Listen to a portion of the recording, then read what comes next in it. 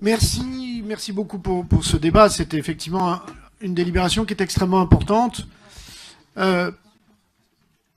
Rappelons-nous, vous me permettrez de rappeler quelques éléments de chronologie pour rappeler le travail qui a été fait. Cela a été dit par beaucoup d'entre vous.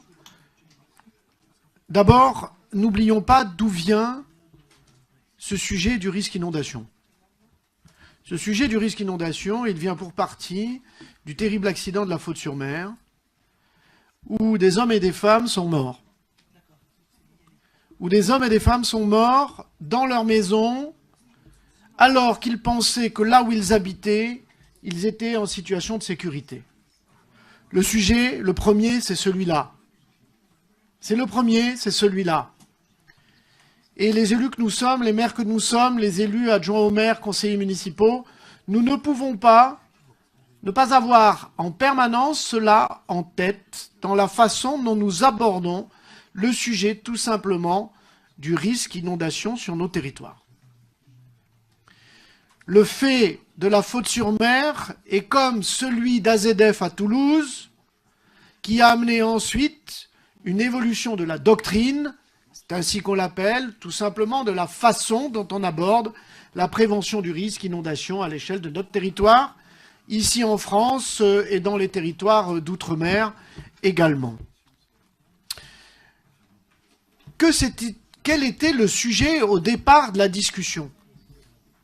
Je voudrais juste rappeler au départ de la discussion, la crainte qui avait été émise, elle était tout simplement liée au fait que nous avions peur que tout simplement nous soyons mis devant le fait accompli de cartes telles que pouvait être la pratique historique, avec des cartes dont nous n'avions même pas connaissance, finalement, des modalités qui permettaient de les obtenir.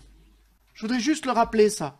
C'était un comité de pilotage à la préfecture, le premier comité de pilotage, dans lequel moi j'ai demandé, je souhaite que nous rentrions dans les modèles qui vont vous permettre de discuter des cartes.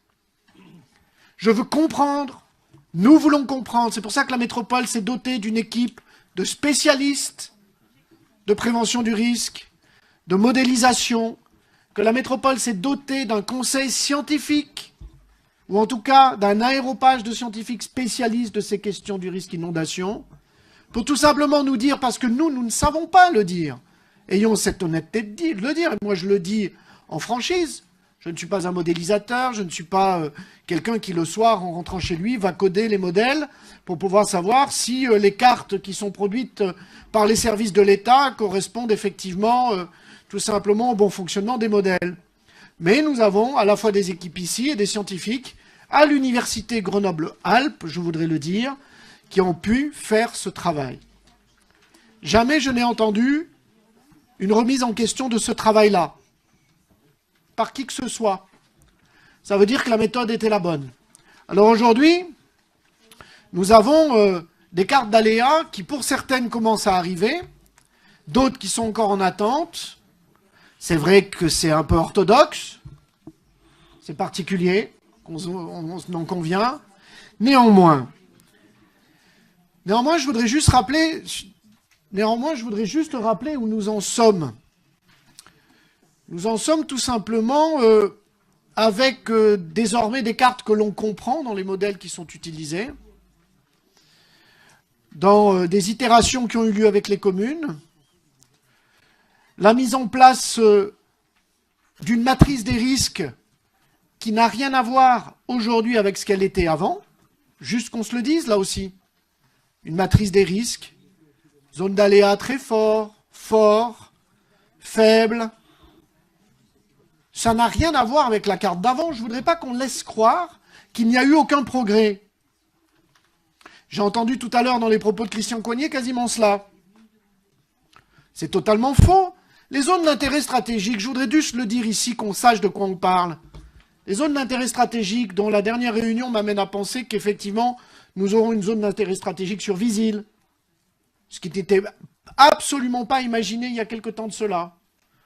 Nous en aurons une sur, effectivement, Porte du Vercors et également Presqu'île, avec le sujet de Bouchaillé-Vialet qui se pose également. J'ai beaucoup pesé, et avec le vice-président, pour que sur Innovalley, la question du CHU, Datanor, toute cette partie-là puisse être intégrée dans une zone d'intérêt stratégique. Alors, on ne se dit pas ce que ça veut dire une zone d'intérêt stratégique. Qu'est-ce que cela veut dire? Cela veut dire que l'on peut construire dans une zone d'aléa fort. Il est là le sujet quand même. Donc si là, on m'explique qu'il n'y a pas de progrès, il n'y a pas d'évolution dans la façon dont on aborde le risque inondation, la vulnérabilité, la résilience, la capacité à construire, la capacité à transformer, évidemment dans le cadre de règles qui sont posées par l'État, et l'État est dans son rôle aussi, de ce point de vue-là. Alors évidemment, moi je ne peux pas laisser dire qu'il n'y a pas eu de progrès. Évidemment, ce n'est pas totalement satisfaisant. Mais en même temps, il nous reste du temps. Et tout à l'heure, dans l'intervention de Guillaume Lissy, et d'autres d'ailleurs, sur la question du DRAC, nous avons 3 ans pour que là, encore une fois, nous puissions faire évoluer les choses, notamment sur le DRAC, avec les évolutions que pourrait connaître le DRAC si, tout simplement, il était entretenu comme il aurait dû l'être depuis des décennies, avec des évolutions tout simplement de cartes d'aléas qui, là aussi, évolueront ici et sur toute la partie du DRAC. Alors oui, il y a eu des progrès, mesurons-les, c'est pour ça que l'avis ne peut être que positif, sinon nous ne reconnaîtrions pas ces progrès. Beaucoup reste à faire. Les équipes sont mobilisées, les élus ici à la métropole comme dans les communes sont mobilisés, mais mesurons bien que, encore une fois, le premier point que j'ai évoqué sur la protection des populations et ce que nous permettons, en accord avec l'État, d'aménager et de construire demain, n'est pas simplement une discussion qui se fait du café du commerce dans lequel on se dit « Ah ben oui, on va construire là ».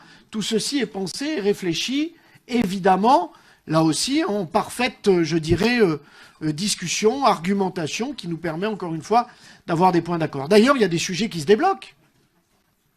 Il y a des sujets qui se débloquent, qui évoluent, des permis de construire qui sont finalement acceptés, alors qu'au départ, ils ne l'étaient pas forcément. Mais tout simplement, mais tout simplement parce que le travail paye. Alors moi, je ne peux pas laisser dire que finalement, il n'y a rien eu dans cette séquence-là. Moi, je ne voudrais pas que l'argument du SLGRI soit finalement un argument, un cache-sexe, qui permette, c'est simplement pour vous donner un peu d'excitation à 17h, un cache-sexe qui permette peut-être à certains de se dire « mais je ne peux plus rien faire, vous comprenez, ce n'est pas moi qui l'ai voulu, c'est l'État, et puis la métropole n'a pas forcément pleinement fait son travail ». Je saurais être extrêmement attentif aux propos qui peuvent être tenus ici et là pour rappeler quels ont été les progrès, ce qui a été permis. Après, moi je suis aujourd'hui, je ne suis pas comptable de ce qui étaient les capacités à construire il y a 10 ans.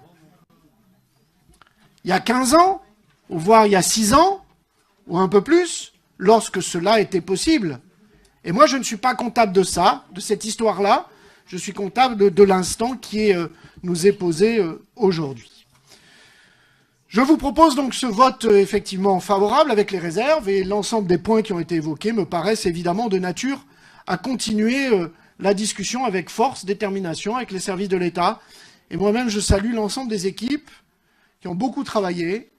Ce n'est pas des petits sujets, c'est des cartes qui concernent chaque parcelle, chaque projet. Je salue le travail qui a été mené par chaque commune, les conseils municipaux qui se sont réunis, qui ont permis là aussi de faire remonter l'ensemble des projets qui sont stratégiques pour les communes et de voir comment nous pouvons, dans la séquence, effectivement, permettre à ce qu'ils se réalisent.